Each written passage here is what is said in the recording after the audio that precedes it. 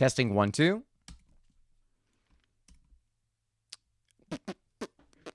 All right, we are live. So what's going on, guys? Donnie Rouse here.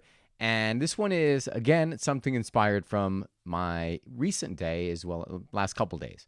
So, hi, guys. My name is Donnie Rouse, and you're listening to the one podcast, One Life, the gift of presence. What do we really want in every interaction? Let me ask you a different question. If you were the only person living in the world, what fulfillment would there be in life? Why would you want to do anything if you were the sole person benefiting from it?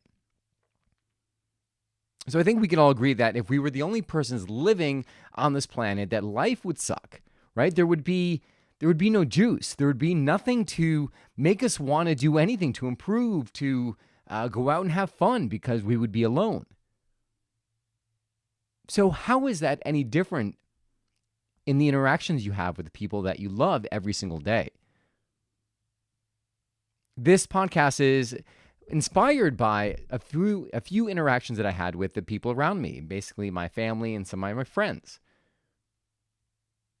And so when I was thinking about this, I was like, you know what? It's so true, because I thought about the pains that I was having in my life just because of the connection. Sometimes I feel alone when I'm doing my work alone, if I'm just literally sitting in my room trying to work on stuff. It's kind of like, I know that I need connection, and I know that you need connection. But then the answer is, the question is, how do we communicate to the other person so that they feel our presence and we get that thing that we need, that interaction that we need? In order to answer that question, I want to ask you some questions. Think about the interactions you've had recently and the interactions that make you feel alive, that make you feel good. Examples of this could be like someone sending you a text, hey, happy birthday, or someone calling you or stopping over your house unexpectedly and saying, hey, listen, I wanted to bring you this little piece of cupcake because I know it's your birthday and I want to say happy birthday. Think of those things. What are the most meaningful interactions you have with those that you love? Next, think of the interactions that you've been having with those people closest to you. How have they been? How have you shared or wished them congratulations for an important event? Has it been a text? Have you literally, sent a text? Do you send a voice memo? Maybe a video? Do you stop by the house? What do you do? And then what is one thing that you can do going forward to change that, to make your presence felt? I was on a family thread, and all the cousins were chatting, and they were wishing one of my cousins a happy birthday. In the chat, I don't read all of the chat because literally it's about 1,000 messages coming in at once, and I find it a little bit overwhelming at times. So I'll pick in like little snippets, and I saw it was my cousin Sonia's birthday. And then another one it said, happy birthday, Brie. I'm like, wait, what do you mean? Who's Brie? Like, they're not on the text. And everyone's like, and then people were started like poking fun like at me because like, well, what, are you lost, Donnie? And I said, no. I was like, why don't you respond with a call? It's a lot more meaningful than putting it in a chat for the mother to then, share the message. I mean, think about that from your own perspective. Imagine it's your birthday. And one of your best friends, whom you would love to hear from, gives you birthday wishes, but via another friend.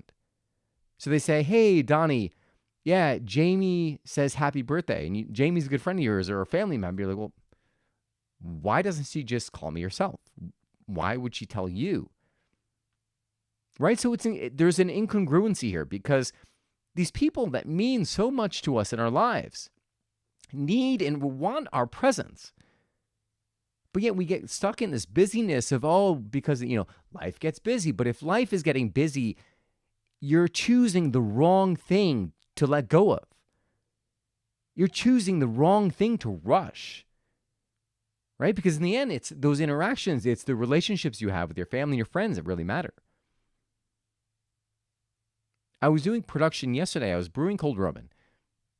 Post-production, after I was finished, as I was cleaning, I called one of my friends. And I'm sure she's going to listen to this, so I didn't tell you this, but here you go. And granted, I called out of the blue, but I wanted to share. I'd heard a podcast, and I wanted it was like based on someone from like in finance. It was like I think his name was Japreet Singha. It was on the Greatness podcast with oh man, we're so butchering the name, with Lewis Howes. Awesome podcast. And I wanted to share something with her, and I called her out of the blue, and I could tell she was preoccupied. And as I was speaking, explaining what I experienced and what I wanted to share, I could tell that her attention was a little bit scattered. And as a result, it was almost like making me like I couldn't even really speak clearly the words because I felt like she wasn't really there with me. Granted, like I called her out of the blue. I know she's a busy person. She has kids. She's doing her business, podcast, a bunch of different things. But maybe it was just like, hey, listen, I'm really busy right now. I don't have that much attention, which I often get from her. But hey, what's up? And then, just the awareness. So it made me almost like fumbling over my words because I didn't feel like I had the presence there. Now, I'm not pointing fingers because it made me like reflect back on my own life. Like, where have I done that? I was actually in the car and I had called one of my friends to wish him a happy birthday. And I was, you know what? I need to call my cousin Sonia. I need to wish her happy birthday. And my other friend Lucas, his birthday as well. And I was thinking about making a video as I was driving because I had to be done now. I said, well, no, that's stupid. What kind of does that show? Am I going to give them the feelings that I want to give them?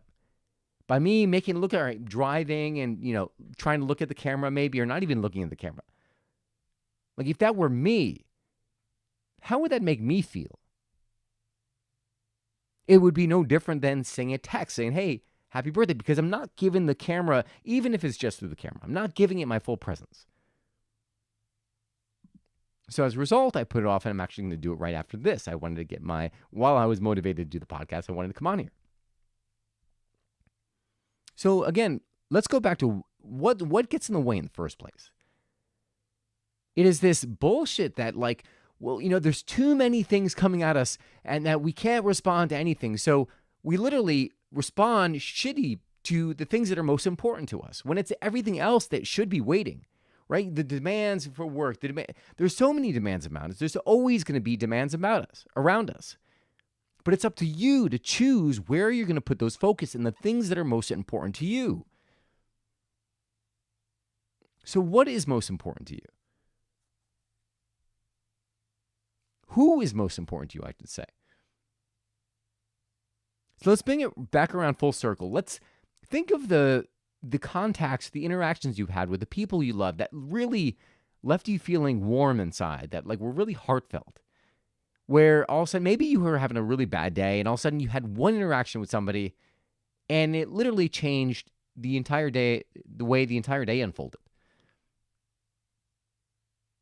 What was it about that interaction? Because there's clues there. There's clues to say, wow, if this is how it made me felt, if I do this to someone else, I can get that same result.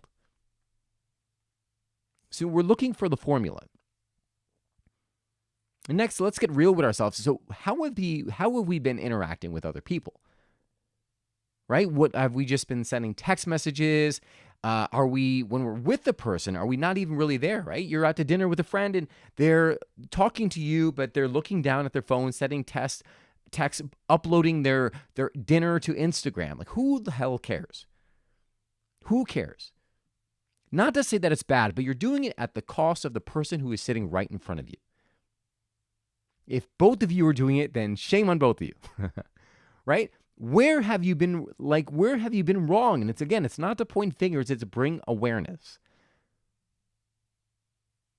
And then lastly, what is one thing maybe you can do right now, one person you could reach out to say, hey, do something differently. Think in advance. What is the reaction you want to get out of this person? What is most likely to give them that reaction? Mother's Day just passed, and normally this is something, and this is bad because this is usually every year I'm like, oh man, you know what? I wish I'd put more thought into doing this. Or even when I'm getting gifts for my niece and nephews. My niece would say, oh, Donnie, this gift came in. It's like months later.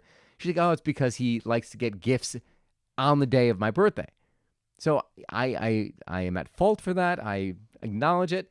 But at the same time, the gifts that I make are extremely thoughtful.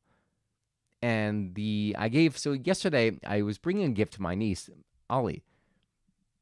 And I dropped off, I got her a backpack. It was going to be her first backpacker's backpack that she will traverse the world in. It's 100 times better than my backpack. So that tells you something, the fact that I was willing to put the money in and get her a great backpack when my backpack literally needs to be replaced soon. But I have nostalgia on mine. Then I had gotten her a mandala, which is like this meditation tool. So you look right in the center and it helps you focus and meditate.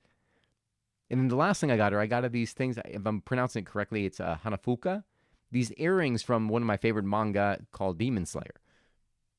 She put them on. They look great on her. And she's like, oh my God, thank you so much. She gave me a hug. But I could tell that she felt it.